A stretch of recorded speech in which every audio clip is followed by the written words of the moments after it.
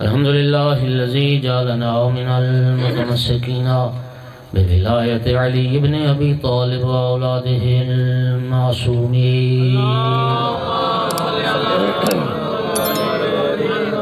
الحمد لله الذي جعلنا من الباقين على سيد الشهداء وأولاده وأصحابه المظلومين. الصلاة والسلام والتحية والإكرام على رسوله الكريم شفيع المذنبين وأنيس الغريبين ورحمة للعالمين. عني العبد المؤيد الرسول المسدد المحمود الأحمد المصطفى الأمجد أبا القاسم محمد ثم الصلاة والسلام والتحية والإكرام على آله الطيبين الطاهرين المعصومين المنتجبين المنتخبين المظلومين، واللعنة الدائمة على أعدائهم ملعونين من يوم عداوتهم إلى قيام يوم الدين وبعد يوم الدين. أما بعد، فقال أمير المؤمنين علي بن أبي طالب عليه الصلاة والسلام: لقد علم المستحفظون من أصحاب النبي محمد صلى الله عليه وآله وسلم أنه ليس فيهم رجل له منقبة إلا وقد شركته فيها وفزلته، ولي 70 منقبة لم يشركني فيها أحد منهم. صلوات.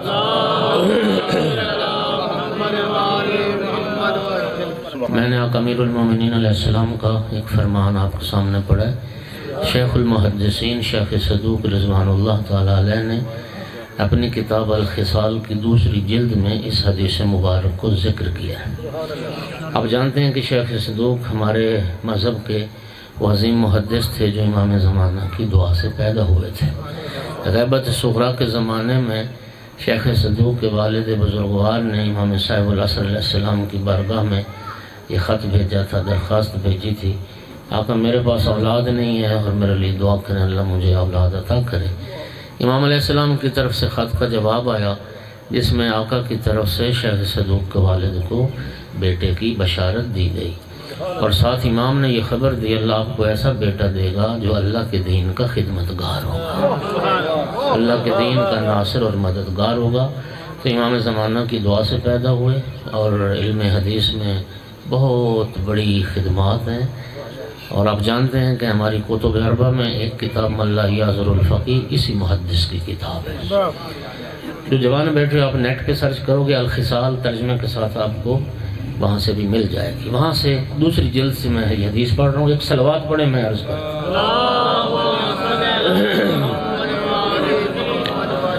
ذرا سنیے گا، بڑی منفرد حدیث ہے. آقا امیر المومنین علیہ السلام نے فرمایا کہ لقد علم المستحفظون من اصحاب النبی، نبی کریم صلی اللہ علیہ وآلہ وسلم کے تمام ذمہ دار صحابہ یہ بات جانتے ہیں کہ کسی صحابی کے پاس کوئی فضیلت ایسی نہیں ہے میں علی جس میں شریک نہیں. تھک تو آپ گئے ہیں، صبح سے مجلس شروع ہے. وفضلت، اور فرمایا میں ہر صحابی کے ساتھ ہر فضیلت میں صرف شریک نہیں، میں ہر فضیلت میں ہر صحابی سے افضل. کسی کے پاس علم ہے تو میں علم میں اس سے افضل ہوں، کسی کے پاس شجاعت ہے میں شجاعت میں اس سے. حضرت عبداللہ ابن عباس رضی اللہ تعالی عنہ، آپ جانتے ہیں کہ ان کو حبر الامت کا لقب دیا گیا ہے. رسول اللہ کی امت کا عالم کہا گیا ہے حضرت عبداللہ ابن عباس کو. منابع اہل سنت میں حدیث موجود ہے، لفظ لفظ کا ذمہ دار. کسی نے حضرت ابن عباس سے پوچھا: آپ حبر الامت ہیں، آپ رسول اللہ کی امت کے عالم کہلاتے ہیں، یہ تو بتائیں کہ آپ کے علم کی مولا علی علیہ السلام کے علم سے کیا نسبت ہے؟ ابن عباس کا جواب سنے، فرمایا: وما علمی وعلم اصحاب محمد فی علم علی الا قطرۃ من سبعۃ ابحر. ابن عباس کہتا تو میرے علم کی بات کرتے ہو، میرا علم بھی اور تمام صحابہ پیغمبر کا علم مولا علی کے علم کے مقابلے میں ایسے ہی تھا جیسے قطرہ 7 سمندر کے مقابلے.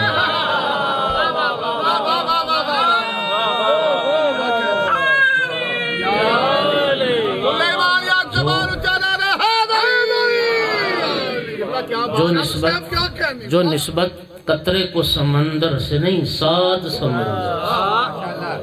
وہ نسبت سب صحابہ کے علم کو مولا علی علیہ السلام کے علم. اگر کوئی بہادر ہے تو میں بہادری میں ہر کسی سے افضل ہوں. بڑے بڑے بہادر صحابہ کرام گزرے. حضرت ابو دجانہ کا کبھی آپ کردار پڑھیں جنگ احد میں، کیا عظیم کردار تھا. وہ بھائی جو میدان احد میں رتبہ شہادت پر فائز ہوئے، وہ بھاگ گئے ہوتے تو شہید ہوتے. ان کی شہادت ان کی شجاعت کی دلیل ہے.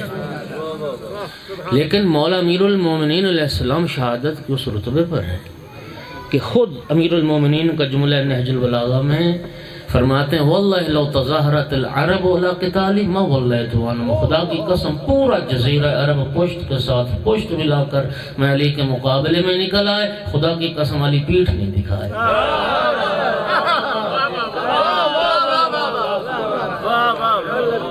میں ہر فضیلت میں ہر صحابی سے ولی سبون منقبۃ لم یشرکنی فی عہد منہم، لیکن میری 70 فضیلتیں ایسی ہیں جن میں کوئی صحابی میرے ساتھ شریک نہیں. اب بندہ اگر صاحب مطالعہ ہو نا تو 70 فضیلتوں کا مطلب ہے 7 عشرے. ہر فضیلت پر ایک مجلس بھی پڑھی جائے تو 7 عشرے.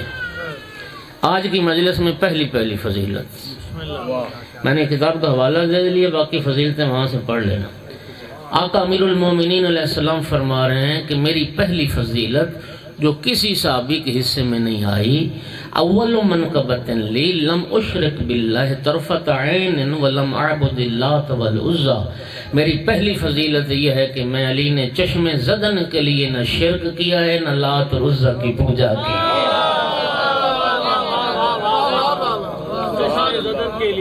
میں نے پلک جھپکنے کی دیر بھی نہ شرک کیا، نہ بتوں کی پوجا کی، نہ لات اور عزی کی پوجا کی ہے. توجہ چاہ رہا ہوں میرے بھائی، شیعہ بیٹھے ہو سنی بیٹھے ہو. یہی وجہ ہے کہ ساری دنیا صحابیت کے نام کے ساتھ لکھا جاتا ہے رضی اللہ عنہ، لیکن مولا امیر المومنین علیہ السلام کے نام کے ساتھ لکھا جاتا ہے کرم اللہ وجہہ. تو یہ کیوں؟ یہ جملہ مولا امیر کے علاوہ کسی اور کے نام کے ساتھ کیوں نہیں لکھا جاتا؟ یہ صرف امتیاز مولا علی علیہ السلام کا ہے.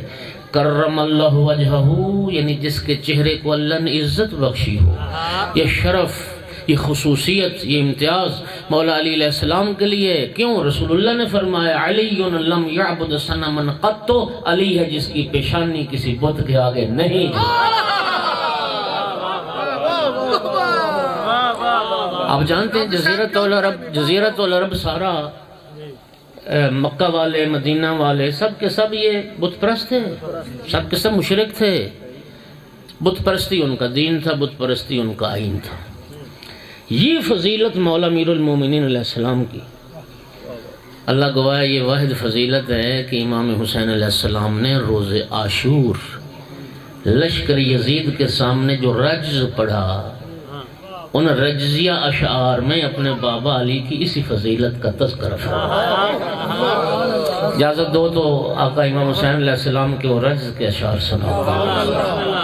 من لہو جد کا جدی فی الورا او کا شیخی فانا ابن القمرین فاطمۃ الزہرا امی و ابی قاسم الکفر ببدر و حنین عبد اللہ غلاما یعفیا وقریش یعبدون الوثنین یعبدون اللات والعزى معا وعلی صلی الی القبلتین. روز عاشور لشکر یزید کے سامنے جب مجاہد جاتے تھے نا، وہ رجز پڑھتے تھے، اپنا حسب نسب بیان کرتے تھے. مولا حسین علیہ السلام کے رجز کے اشعار تھے من لو جد کا جدی فی الورا، یزیدیو کون ہے دنیا میں میرے نانا جیسا جس کا نانا، اور کون ہے دنیا میں میرے دادا جیسا جس کا دادا ہو. فانا ابن القمرین، میں حسین ہوں جو ایسے شمس و قمر کا بیٹا. فاطمۃ الزہرا امی، صلوات پڑھو نا سیدہ میری ماں فاطمۃ الزہرا صلوات اللہ علیہا. وابی قاسم الکفر ببدر و حنین، اور میں اس باپ کا بیٹا ہوں جس نے بدر و حنین میں کفر کے پرخچے اڑائے. عبد اللہ غلاما یافین و قریش یعبدون الوثنین، جس زمانے میں قریش بتوں کی پوجا میں لگے ہوئے تھے، میرا بابا بچپن سے اللہ کی عبادت میں مصروف. یعبدون اللات والعزی، جس زمانے میں قریش لات اور عزی کی پوجا کر رہے تھے وہ ان دو بتوں کے پجاری تھے۔ علی صلی الی القبلتین، میرے بابا علی دو قبلوں کی طرف رخ کر کے نمازیں ادا میں نے نعرہ تکبیر، نعرہ رسالت، یا رسول اللہ، نعرہ حیدری، حسینیت زندہ باد، حسینیت زندہ باد، یزیدیت مردہ باد، یزیدیت مردہ باد، اہل بیت دشمناں تے لعنت، اہل بیت دشمناں تے لعنت، خوشنودی امام زمانہ بلند تر صلوات۔ اللہم صلی علی محمد۔ اچھا مومنین، اللہ گواہ ہے کہ بلا میرا دلی خوشی ہو رہی، مجھے وہ آواز بھی یاد ہے۔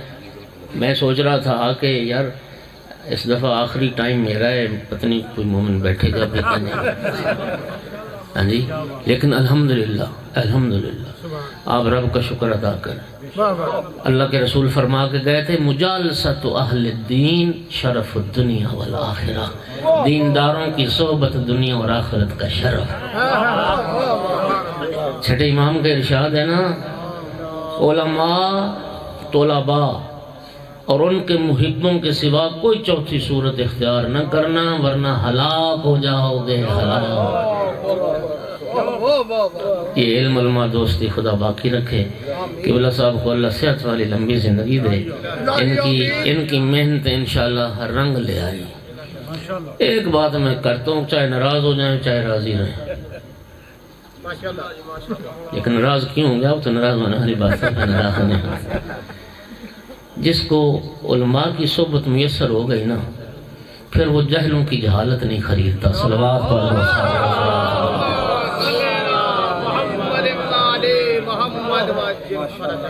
سامعین گرامی، مولا کیا فرما رہے ہیں؟ میں نے پلک جھپکنے کے لیے شرک نہیں کیا، میری التماس ہے خدا کے لیے۔ میں ایسے بندوں کو جانتا ہوں، آپ میں سے بھی جانتے ہوں گے، کہتا ہے جی یہ میری ماں کی نا آخری وقت کی وصیت تھی تو یہ کام میں نے نہیں چھوڑنا، میرے باپ کی آخری ٹائم کی وصیت تھی تو میں باپ کی اس وصیت پر عمل کرتا رہوں گا۔ آپ ہر شیعہ کو، میری التماس ہے، ہر شیعہ کو اپنے مولا علی علیہ السلام کا آخری وقت کا شہادت سے پہلے ضرب لگنے کے بعد وہ وصیت نامہ ہر مومن کو یاد ہونا چاہیے۔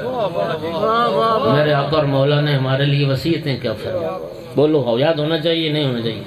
علماء بیٹھے ہیں، پہلی وصیت تمہارے آقا امیر المومنین کی یہ ہے، اللہ تشرک باللہ، تمہیں وصیت کرتا ہوں کہ خدا کا کسی کو شریک نہ بنانا، شرک نہ کرنا۔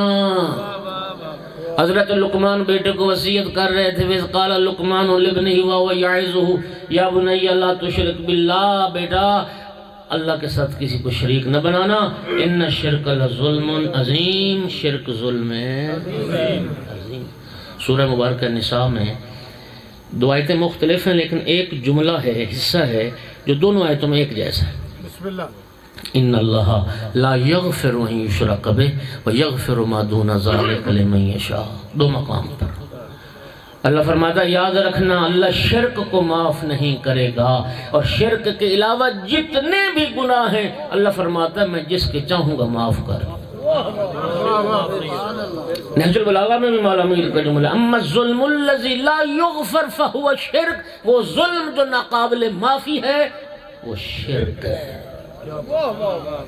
وہ شرک۔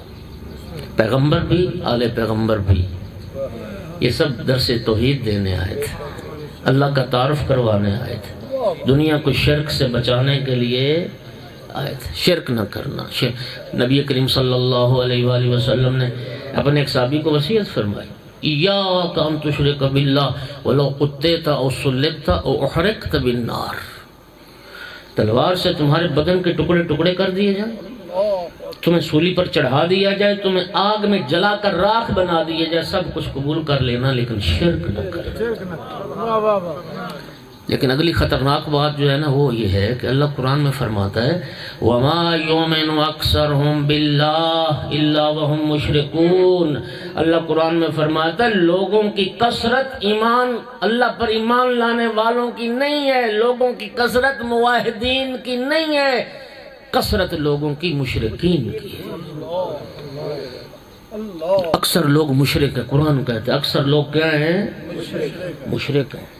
توجہ ہو رہی ہے؟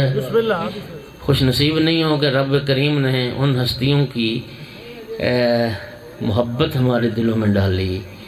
اللہ نے ہمیں وہ ہادی اور رہبر عطا کیے جو آئی توحید کا تعارف کروانے، جو آئی توحید کا تعارف، شرک سے بچنا، شرک قریب نہ جانا، بت پرستی سے بچنا، اور یقین کرنا امیر المومنین۔ ایک جملہ کہنے لگا ہوں آپ کی تھکاوٹ دور ہو جائے گی۔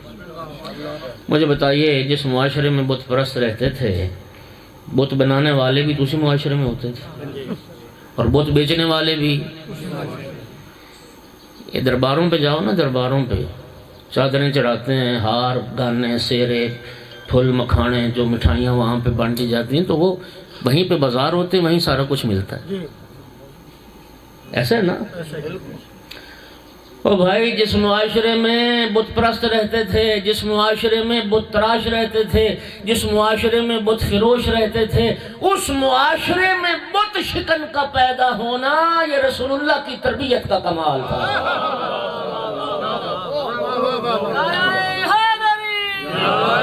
یہ جو ہوتا ہے نا ماحول انوائرمنٹ، انگریزی میں یہی کہتے ہیں، یہ انسان کے عقیدے پر اور عمل پر اثر انداز ہوتا ہے۔ بلکہ اب تو ماہرین یہ کہتے ہیں کہ دنیا میں تحقیق کر کے کوئی عقیدہ اپنانے والے تو کوئی لاکھوں میں ایک ہوتا ہے۔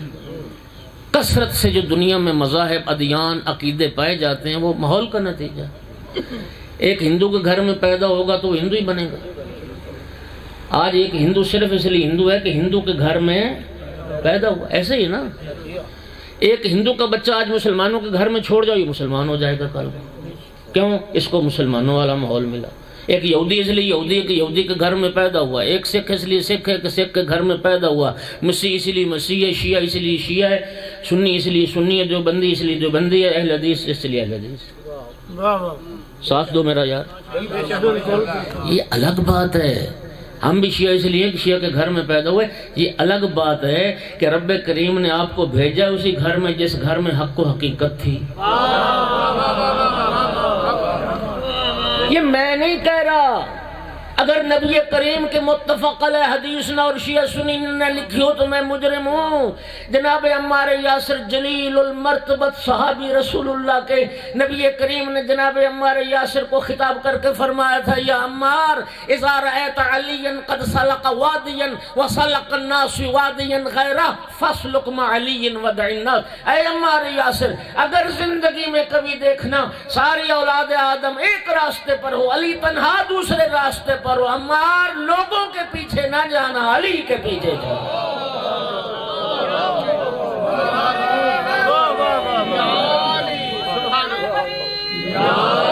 اگلا جملہ کیا خوبصورت، علی ولی اللہ۔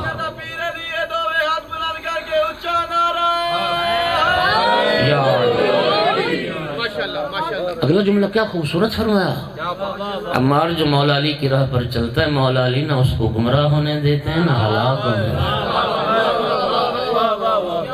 اور یہ حدیث میں سید شمس الدین صاحب کا خصوصیت کے ساتھ شکر گزار ہوں۔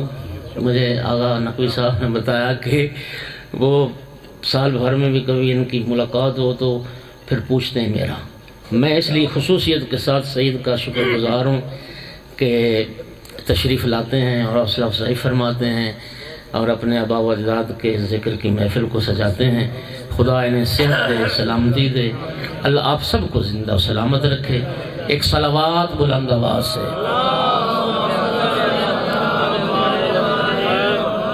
یہ حدیث معتبر حدیث اگر نہ ہو، مستند نہ ہو تو میں مجرم ہوں آپ کا۔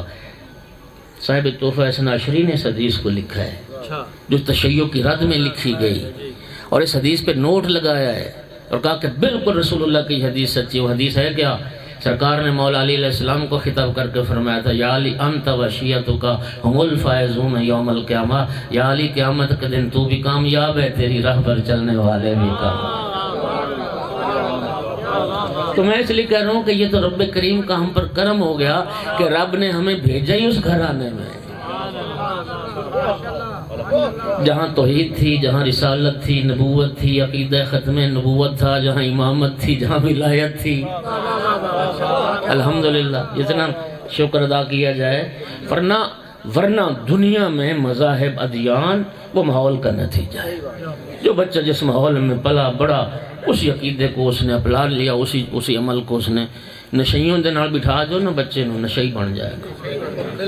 یہ بہت سارے آج جوان جو نشے کی لت میں پڑ گئے ہیں وہ اس لیے پڑ گئے ہیں کہ وہ نشیوں کی صحبت اس کو مل گئی. ایسا ہے نا؟ ہاں جی.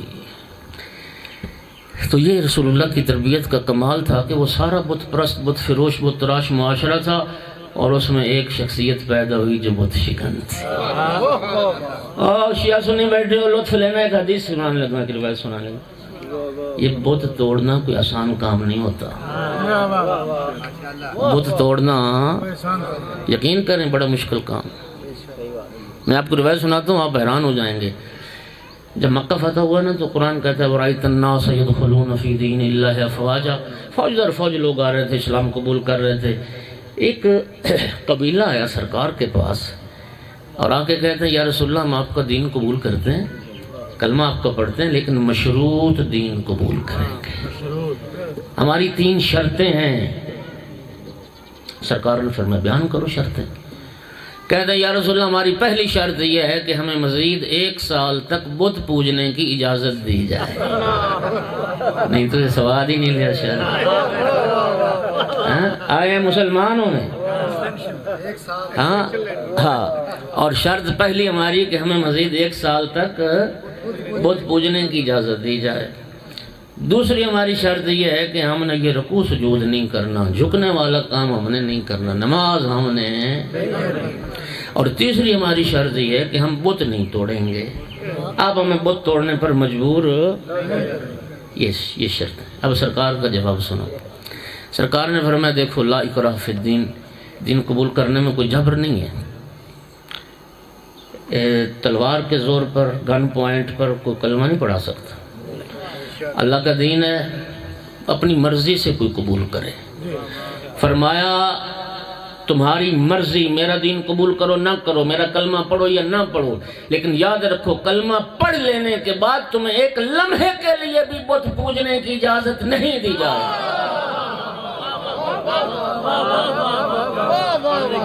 نبی دیکھیں نا، نبی پاک کی سرکار کی منطقی بات تھی. یہ کلمہ تم نے کیا پڑھنا؟ کلمہ کیا ہوتا ہے؟ اقرار شہادتین. پہلی شہادت کیا ہوگی؟ اشہد ان لا الہ الا اللہ، میں گواہی دیتا ہوں کہ اللہ کے سوا کوئی لائق عبادت. گواہی تم نے یہ دینی ہے کہ میں اللہ کو لائق عبادت سمجھتا ہوں اور سجدہ پھر بتوں کو کرنا ہے. تو تم نے کیا گواہی دی؟ تم نے کیا اسلام قبول کیا؟ فرمایا ایک لمحے کے لیے بھی بت پوجنے کی اجازت. اور جہاں تک دوسری شرط ہے، تم کہتے ہو ہم نے نماز نہیں پڑھنی. قبلہ یہ جملہ ہے. نبی پاک نے جو جواب دیا نا اس کا ترجمہ کیا علامہ ملک اعجاز حسین صاحب قبلہ نے، اللہ ان کو صحت و سلامتی دے. پنجابی میں جو لطف آتا ہے نا بس جملہ اسی طرح نقل ہونا چاہیے. انہوں نے کہا جی ہم نے نماز نہیں پڑھنی. سرکار نے فرمایا تسی ہوندے کون ہو بغیر نماز دے مومن بنن والے؟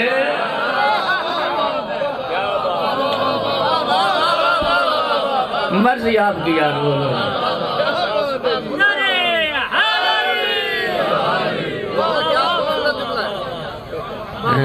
تسی آکھیا نہیں ول پڑھ نہیں، آپ نہ بھی کہے میں نے ول پڑھنا ہے.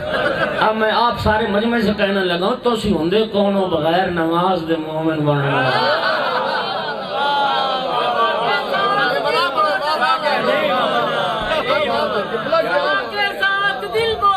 علی مولا علی مولا نبی بولی فلک مولا علی مولا علی مولا.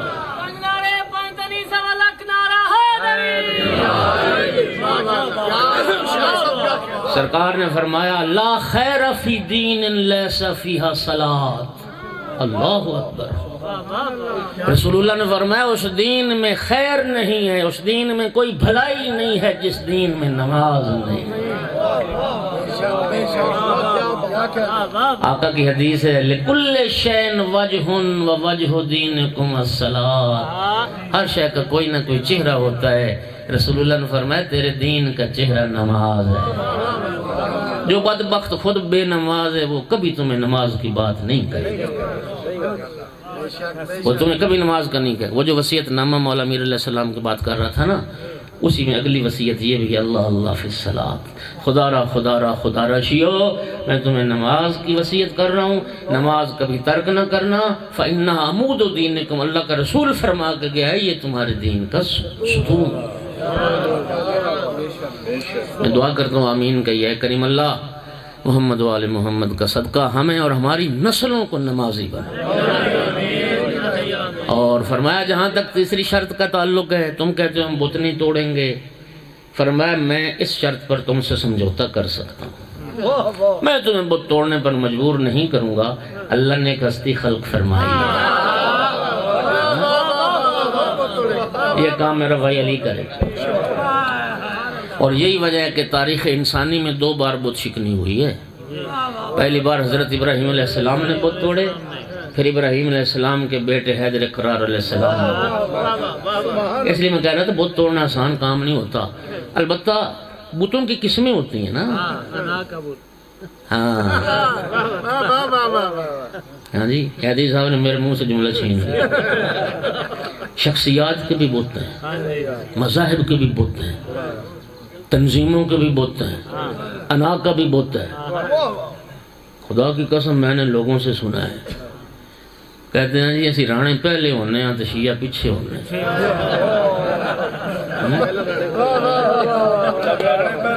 مسجدیں کوئی رانا، او معاف کرنا بھائی رانا صاحب، میں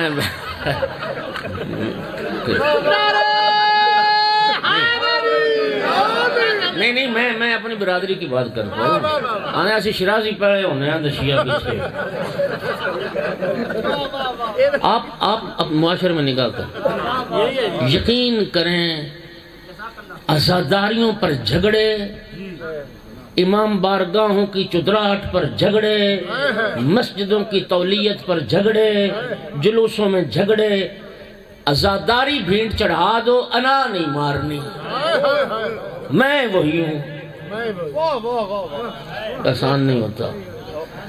آؤ آج وعدہ کرتے ہیں امیر المومنین کی سنت پر چلتے ہوئے سب سے پہلے اپنی انا کے بت کو توڑ دیں۔ اللہ کا دین مقدم، رسول اللہ کی شریعت مقدم، اہل بیت کا مذہب مقدم، مولا حسین کی عزاداری مقدم، غریب کربلا کی صف اعضاء مقدم، ہماری ذات پات پیچھے، اپنی شخصیت پیچھے، میں پیچھے، انشاءاللہ وعدہ رہا۔ صلوات پڑھو سارے حضرات۔ زندہ آگ میں جلانے کی سزا سنائی تھی نمرود نے جناب ابراہیم علیہ السلام کو۔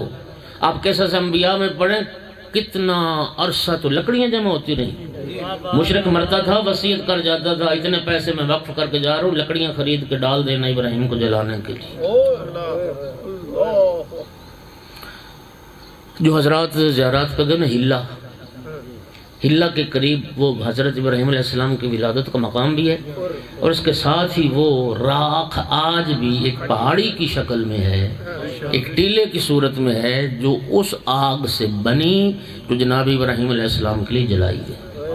تصور کرو صدیاں گزر گئیں، ہزاروں سال گزر گئے، جو راکھ آج بھی ٹیلے کی شکل میں ہے کتنی بڑی آگ ہوگی۔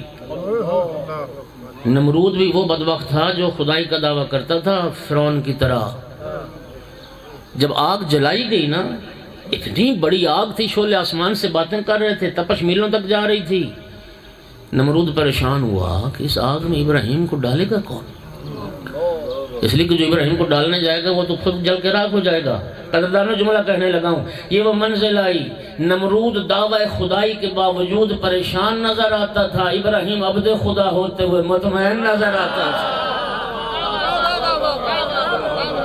جلانے والا پریشان، جلنے والا اللہ اکبر۔ رسول اللہ زندہ باد زندہ باد مرد آباد مرد آباد دشمن دلانا یا ابلیس آیا، اس نے مشورہ دیا اور منجنیق بنائی گئی اس ملعون کے مشورے سے۔ اس منجنیق میں بٹھا کے دور سے اچھالا جانا تھا جناب ابراہیم علیہ السلام کو آگ کی طرف۔ خدا جانتا روایات کہتے جب منجنیق میں بٹھایا گیا نا کوہرام مچ گیا اللہ کی کائنات، پرندے فضاؤں میں تڑپنے لگ گئے، حورانے جنت جنت میں تڑپ کے رہ گئیں۔ کہتی تھی پروردگارہ تیرا خلیل آگ میں جلے گا، تیری توحید کا علم بلند کرنے والا ابراہیم آگ میں جلے گا۔ ملائکہ سے تسبیح خدا چھوٹ گئی، جبرائیل سید الملائکہ تڑپ گیا، پروردگار اجازت دے میں جاؤں تیرے خلیل کی مدد کے لیے۔ فرمایا میری طرف سے اجازت ہے۔ بڑی سرعت کے ساتھ جبرائیل علیہ السلام آئے زمین پر، لیکن کب پہنچے؟ جب منجنیق سے اچھال دیا گیا آگ کی طرف، ابھی آگ تک نہیں پہنچے، کتنی دیر لگے گی؟ پلک جھپکنے کی دیر ہے۔ سورت سے جبرائیل آئے اور آ کے کہتے ہیں اسی اثناء میں اللہ کا خلیل مدد کی ضرورت ہے۔ فرمایا نعم اما الیک فلا، مدد چاہیے لیکن تیری نہیں، مدد چاہیے لیکن تیری نہیں۔ جبرائیل تڑپ کے کہتا ہے پھر جس کی مدد کی ضرورت ہے اسی سے مانگ لیجئے۔ فلما علمہ بحالی یغنی عن سوالی، مدد تب مانگتا اگر میری حالت سے واقف نہ ہوتا، اگر وہ مجھے دیکھ نہ رہا ہوتا۔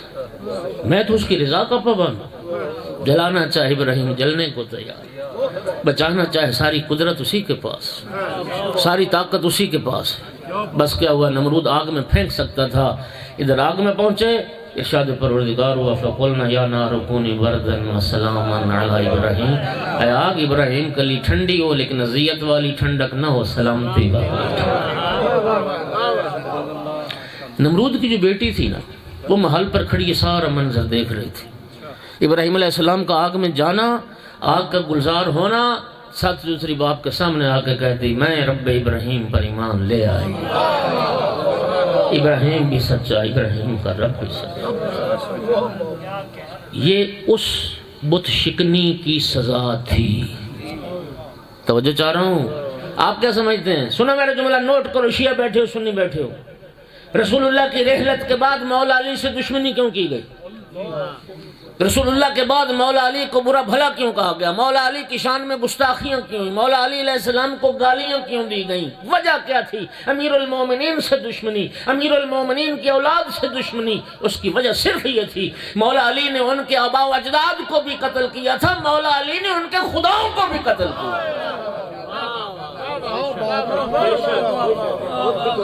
قاتل المشرقین، امیر المومنین ہے۔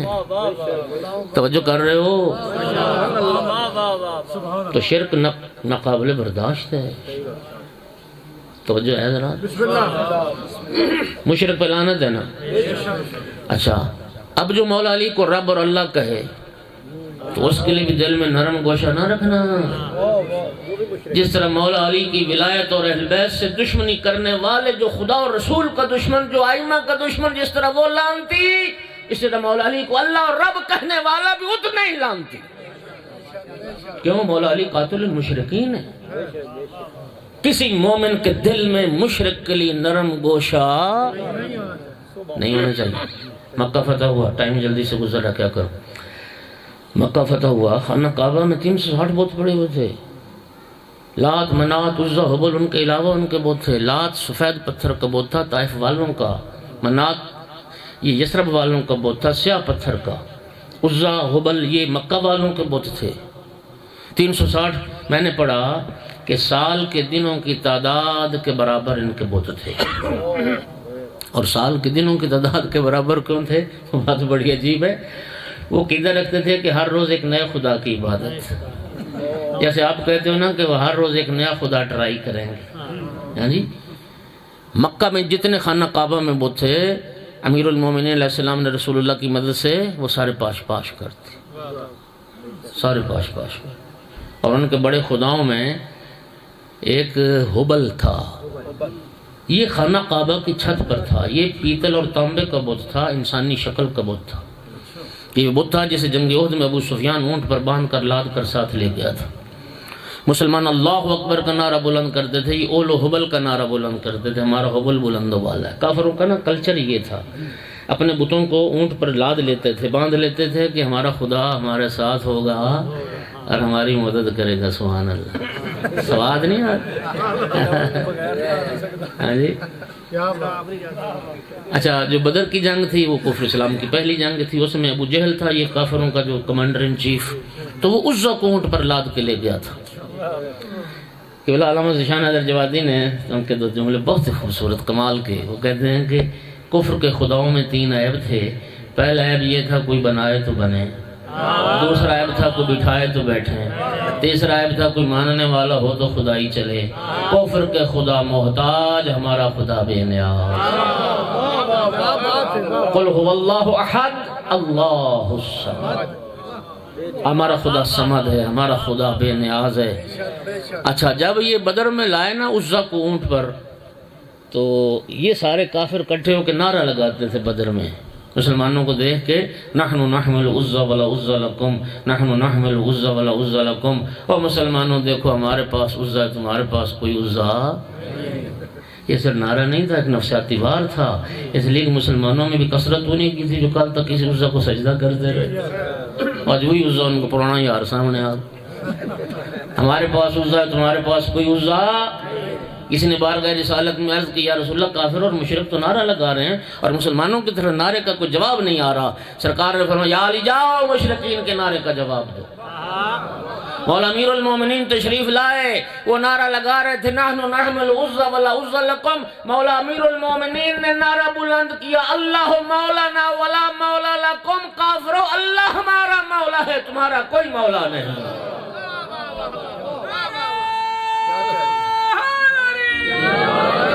مشرکو، اللہ ہمارا مولا ہے، تمہارا کوئی مولا نہیں۔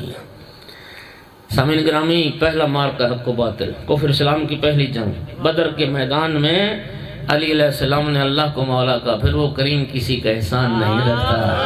پھر جب غدیر کا میدان آیا، اللہ نے علی کو مولا بنایا، رسول اللہ نے بازو بلند کر کے دکھایا اور زبان سے فرمایا، من کنت مولاہ فہذا علی مولا۔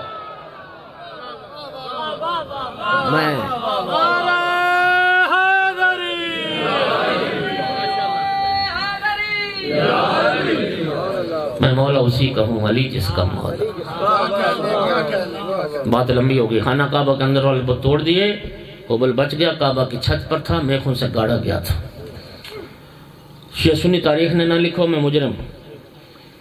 مولا امیر المومنین بارگاہ رسالت میں حاضر ہوئے، یا رسول اللہ حبل بچ گئے، کعبہ کی چھت پر ہے، میرا ہاتھ نہیں پہنچ رہا، میں کیا کروں؟ سرکار نے فرمایا، یا علی کرنا کیا، آؤ میرے کندھوں پہ سوار ہو جاؤ، آؤ میرے شانوں پہ سوار ہو جاؤ۔ نبی پاک نے مولا امیر کو اپنے شانوں پہ سوار کیا۔ اتنا ایک خوبصورت جملہ ہے نا، پتہ نہیں پیر محل سنجیلیاں والی اطراف سے آئے ہوئے غیور علم دوست مومن کتنا لطف لوگے۔ جب مولا علی کو اٹھایا نا کندھوں پر، سرکار نے فرمایا، یا علی خود کو کس بلندی پر محسوس کر رہے ہو؟ عرض کی، یا رسول اللہ آپ کے شانوں کی بدولت علی اتنا بلند ہو گیا میں آسمان چھو سکتا ہوں، آسمان علی کی دسترس میں۔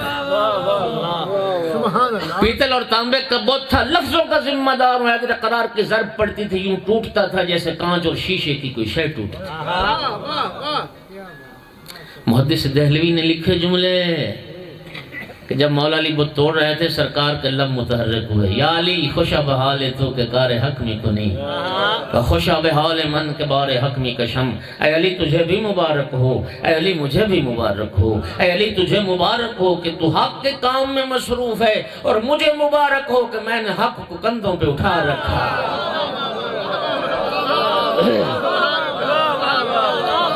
مجھے مبارک ہو۔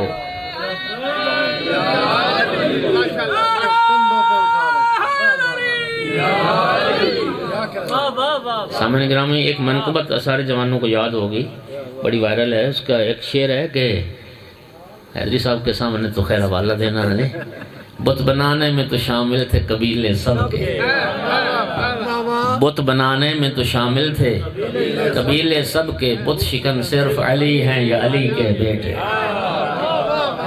بت شکن صرف علی ہیں۔ ایک اہل علم نے بڑا کمال کا جملہ کہا، انہوں نے کہا کہ مولا علی علیہ السلام نے بھی بت توڑے، امام حسین علیہ السلام نے بھی بت توڑے۔ باپ بیٹے کے بت توڑنے میں بڑا فرق تھا، مولا علی علیہ السلام نے بے جان بت توڑے تھے، امام حسین علیہ السلام نے جاندار بت توڑے تھے۔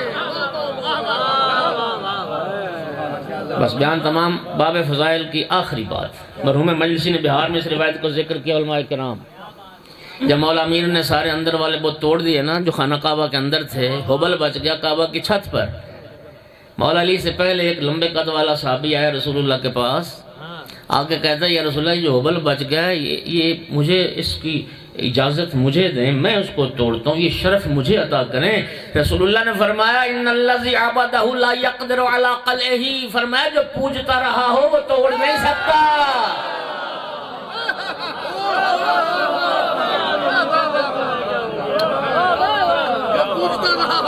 جو پوجتا رہا وہ توڑ نہیں سکتا۔ بت پرست بت شکن نہیں، بت پرست کبھی بت شکن نہیں ہوتے، بت شکن ہوتا ہے جو کرم اللہ وجہہ۔ بس صرف دو جملے ذکر مجھ سے